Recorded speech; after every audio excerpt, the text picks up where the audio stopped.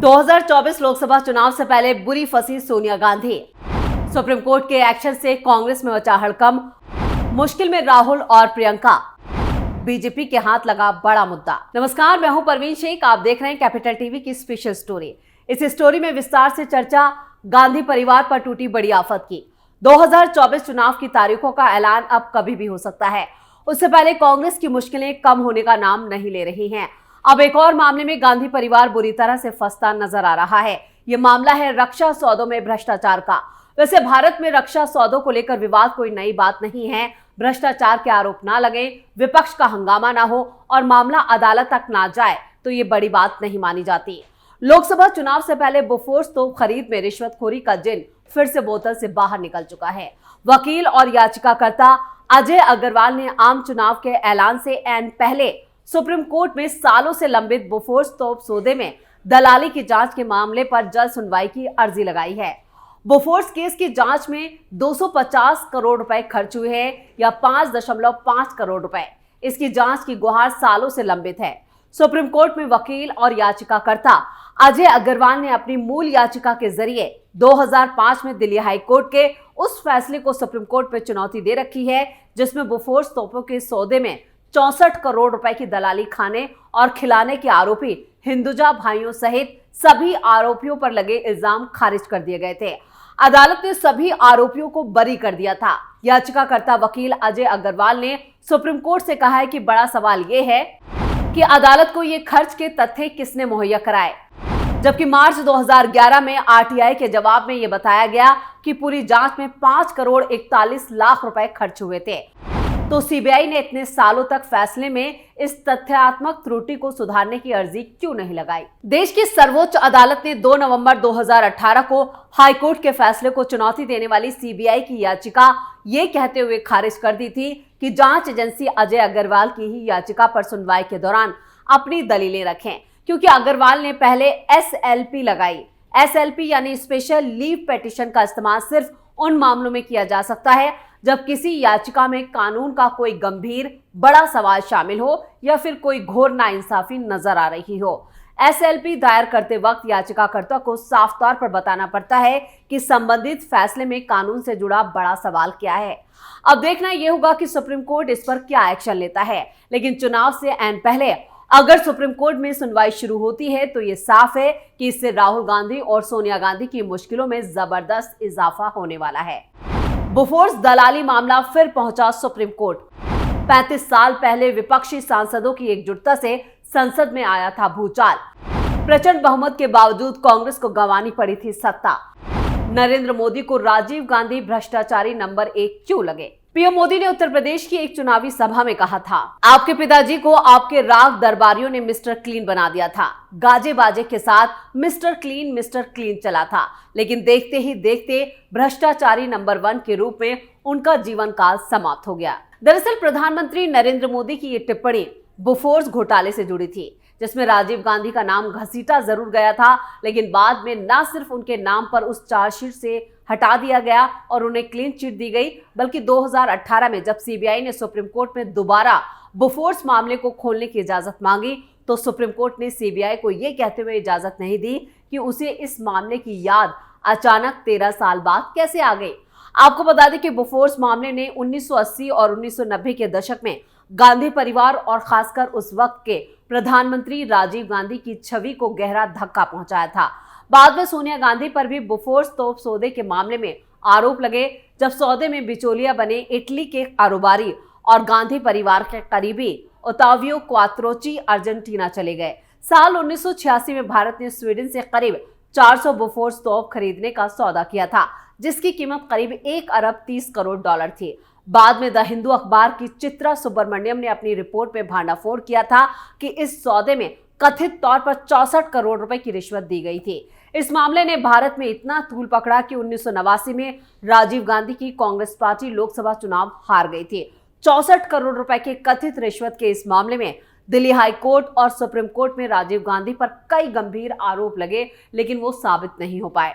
लेकिन अब 2024 चुनावों से ऐन पहले बोफोर्स मामले का जिन फिर से बोतल से बाहर आ चुका है। जिस पर जल्द सुनवाई की मांग की जा रही है। लेकिन इस पर सुप्रीम कोर्ट का क्या रुख रहता है, ये देखना दिलचस्प होगा। जब इंदिरा गांधी के करीबी ने छीनी थी राजीव की सत्ता, बोफोर्स घोटाले ने बदली वीपी सिंह की तकदीर। वीपी सिंह की वजह से चौतरफा घिरी कांग्रेस। साल 1984 में प्रचंड बहुमत से सत्ता हासिल करने वाली कांग्रेस पार्टी को 5 साल बाद ही 1989 में सत्ता गंवानी पड़ी थी। कांग्रेस पार्टी और पूर्व प्रधानमंत्री राजीव गांधी को उस मामले में घसीटने वाले कोई और नहीं बल्कि उन्हीं की कैबिनेट के अहम सहयोगी विश्वनाथ प्रताप सिंह थे, जिन्हें हम वीपी सिंह के नाम से बेहतर जानते हैं। बोफोर्स मामले में मुख्य अभियुक्त इटली के व्यापारी ओतावियो क्वात्रोची की गांधी परिवार से नजदीकियां सवालों के घेरे में रही और इस मामले में राजीव गांधी का नाम घसीटने की वजह भी यही थी।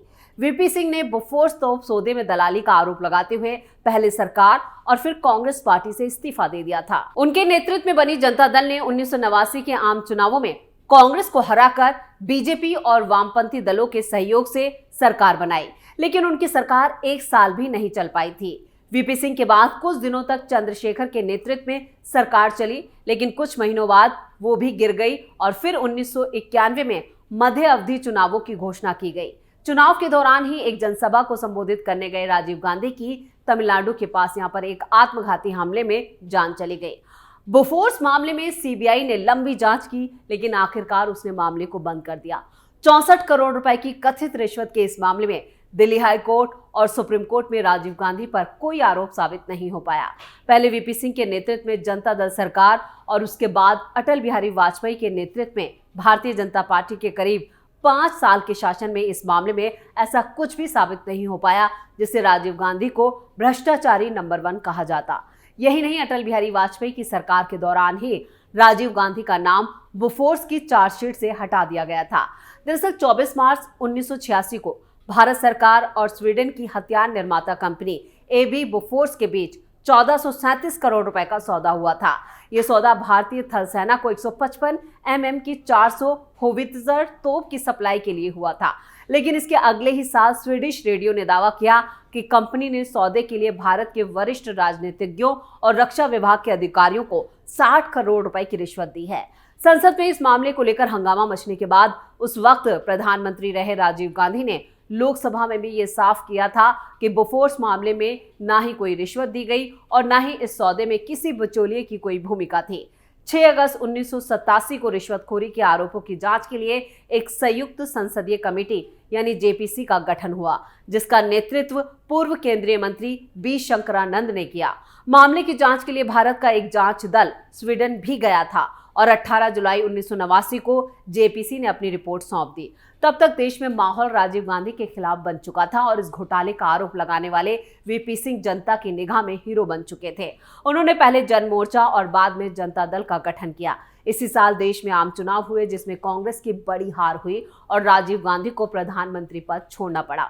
वीपी सिंह के नेतृत्व में जनता दल की सरकार ने बोफोर्स तोप सौदे की जांच सीबीआई को सौंपी। सीबीआई ने इस मामले में आपराधिक षड्यंत्र, धोखाधड़ी और जालसाजी का मामला दर्ज किया। मामला एबी बोफोर्स के तत्कालीन अध्यक्ष मार्टिन आर्डबो, कथित बिचौलिया विन चड्डा और हिंदुजा बंधुओं के खिलाफ दर्ज हुआ।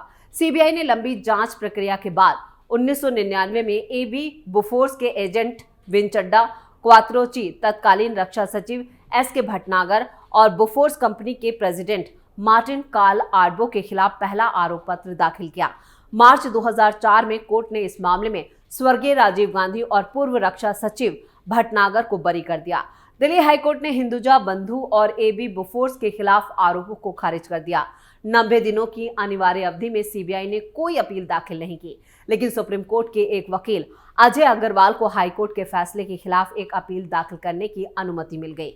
साल 2011 में मुख्य सूचना आयोग ने सीबीआई पर सूचनाओं को वापस लेने का आरोप लगाया और 1 महीने बाद ही दिल्ली स्थित सीबीआई की एक स्पेशल कोर्ट ने क्वात्रोची को इस मामले में बरी कर दिया और टिप्पणी की कि टैक्स पेयर्स की गाड़ी कमाई को देश के उसके प्रत्यर्पण पर खर्च नहीं कर सकता, क्योंकि इस मामले की जांच में पहले ही करीब 250 करोड़ रुपए खर्च हो चुके हैं। बाद में क्वात्रोची की भी जान या कहें कि उनका निधन हो गया और साल 2017 में सीबीआई ने कहा कि सुप्रीम कोर्ट और केंद्र सरकार अगर आदेश दे तो फिर से बोफोर्स मामले की जांच शुरू कर सकती है।